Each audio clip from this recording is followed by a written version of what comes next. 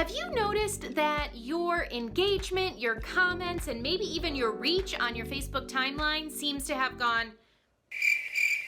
Yeah, I know, me too. And unless you're living under a rock, you probably saw the Facebook Super Bowl commercial that talked all about Facebook groups. And I am going to tell you why, if you do not already have a Facebook group community, you are going to want to start creating one today. And I'm going to show you how. So if you're new to this channel, hi, my name is Lindsay Sewell and I help you, the busy entrepreneur, to stand out online, to stop struggling in your online business, attract your ideal customers to you, and unlock your full potential so that you can have the business and the life that you dream of. And today, we're going to be talking all about creating community on Facebook. Because as I mentioned, Facebook appears to be moving further and further away from the timeline and more into videos, into stories, and especially putting an emphasis on community on their platform. And where do you find a community? Well, you find it inside a Facebook group.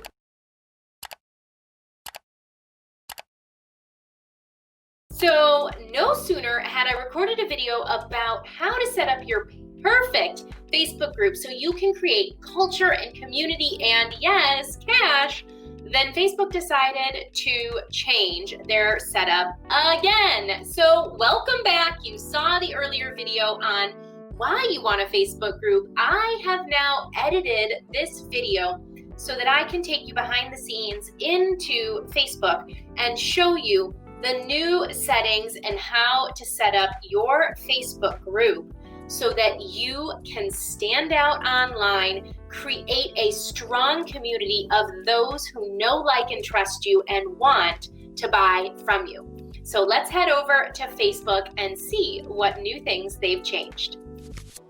So here we are on my Facebook profile. So if you log into your account, you'll see the home tab right at the top of the screen. And you're going to want to go ahead and click that tab if you have never created your very own Facebook group. Now, you used to have an explore button on the left-hand side of the screen. That's done, and all of your information is over here in this tab. If you click the See More button, you will be taken to the Groups tab. When you click on this group, you will see all the groups that you currently manage, the groups that you belong to, and the option to create your very new group. Now, the first thing that you want to consider when you are creating a group is the group name. This is an important step that people often overlook. You want the group name to be literal. Think search engine, not clever.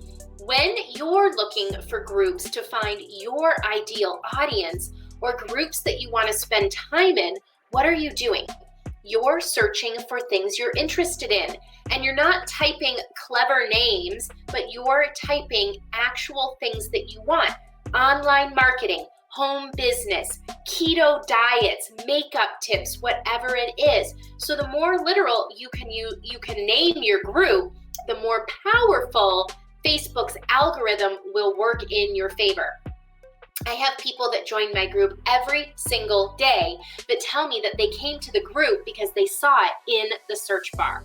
So think search engine, be literal. It is important and it will save you a ton of headaches in the end.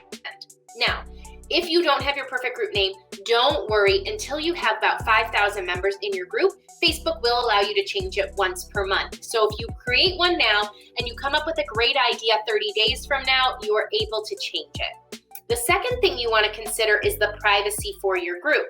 A public group is where anyone can see what's in the group and what they post. Now, if you're doing a garage sale group or a buy-sell trade group, this might be a good option for you.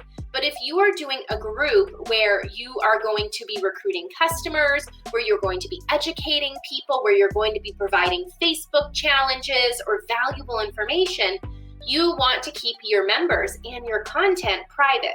So I highly suggest that for most of you watching this video, you're going to want to select private. So even though your group is private, you don't want to make it a hidden group most of the time, unless you really want to make it private.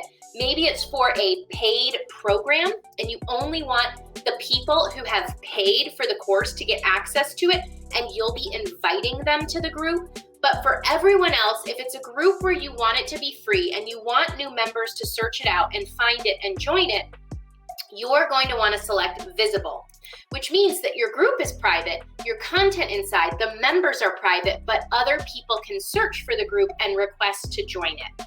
If you have some people that you know right off the bat like to invite, you can go ahead and invite those friends right away, and then you're just going to click the create button here to create your group. So let's head over to my group so I can show you the settings inside the group that you're going to want to set up once it's created. So once you have your group created, one of the first things that you're going to want to do is to set up a Facebook group cover, something that shows your personality, something that invites people to your group or shares more information about your group. You don't want to leave the default Facebook cover. And if you don't have a graphic design background, you can simply go over to a free tool called canva.com and search for their social media templates. Right here you see they have a bunch of templates for you for Facebook covers.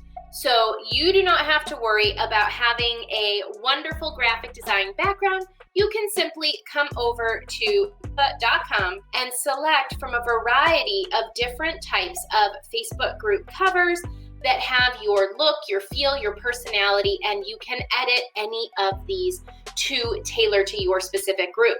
Now, if that seems like too much, then you can actually click on Fiverr.com, which is one of my favorite websites for inexpensive outsourcing of one-off projects. And you can find someone who can design a Facebook cover for you for as little as $10. So don't let this stand in your way from getting your group started. So now that we're back over here at my group, there's some important things that you want to set up before you start inviting a lot of people to your group.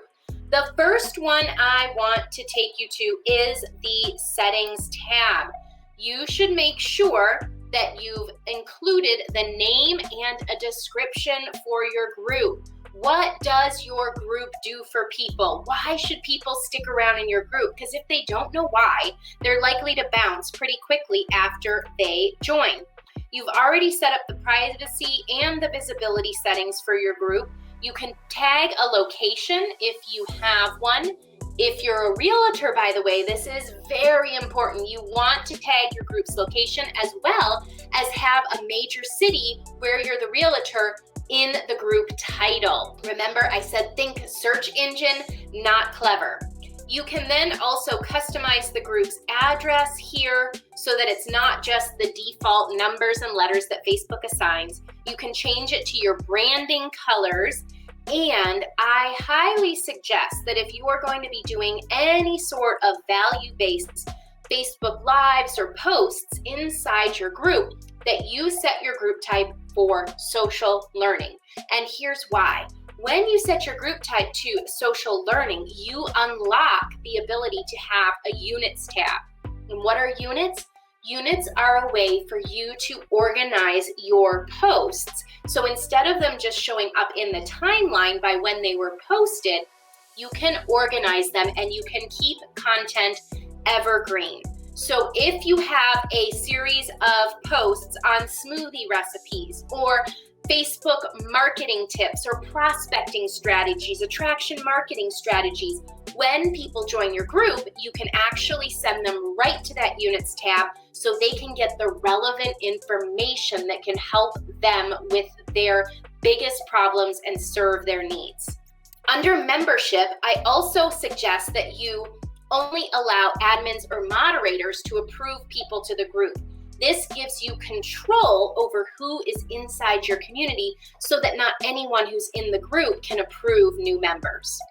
And lastly, you get to choose who can post in the group. Do you want it to just be you, or do you want it to make it more of a community and allow other people to post in the groups? If you're concerned about people spamming or prospecting or doing things like that inside your group, you can set the approval on the post so that it requires you to approve the post before they show up for the other members. So once you have your settings in place, you want to make sure that you utilize the membership questions. The membership questions are what new members see when they go ahead and ask to join the group. This is a really powerful tool for you to identify where people are coming from, how you can serve them best, what their problems and their struggles are, as well as invite them to your email list. So your Facebook group, while you don't own the group on Facebook, can be a email list building tool for you, and you can allow yourself to connect with these people on your email list as well, so that you're building a asset that will last you a lifetime. And if you don't know the importance of an email list, go ahead, I will post my other video on why email marketing is so important, why it's not dead in 2020, and why you want to be building this lifelong asset for your business. These questions will allow you to not only build your list, but to get valuable information on the type of content that your audience wants to see from you and needs to receive from you inside of this group. So once you have the settings set up, once you have the membership questions, I suggest that you also do one additional step before you start inviting people to the group, and that is a welcome post. This is tagged as an announcement. So this is my welcome video inside my community, Online Marketing Made Fun. So if you'd like to join, I will go ahead and post the link in the description below so you can join my group of highly engaged entrepreneurs where I teach about all things making your online marketing fun, taking your business idea, your side gig, and turning it into income, and doing it in a leveraged way where you can still create the lifestyle that you desire. So I have a video that is welcoming people to the group, and it has a couple of purposes to it. First, it tells them exactly what to expect when you join the group. So people know why they're there, they know if they're in the right spot, and they know if they should stick around. Next, I invite them to a call with me. This is a way for me to take the people who are interested in working with me more closely to the next step in my sales process. I find out if they're a good fit to work with me as a private one-on-one coaching client. This allows me to sift and sort through those who want my immediate one-on-one personal attention.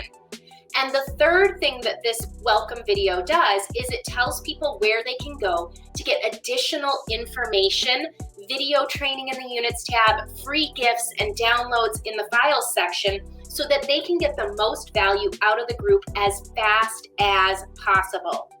You can tag this. You can simply click on these three little dots here once you post the video, and it will tell you, it will say, you can simply click on these three dots once you post the video in your timeline, and then it will allow you to add it as an announcement, which means that this video stays pinned to the top of the group, and anytime a new member joins, it is the absolute first thing that they see.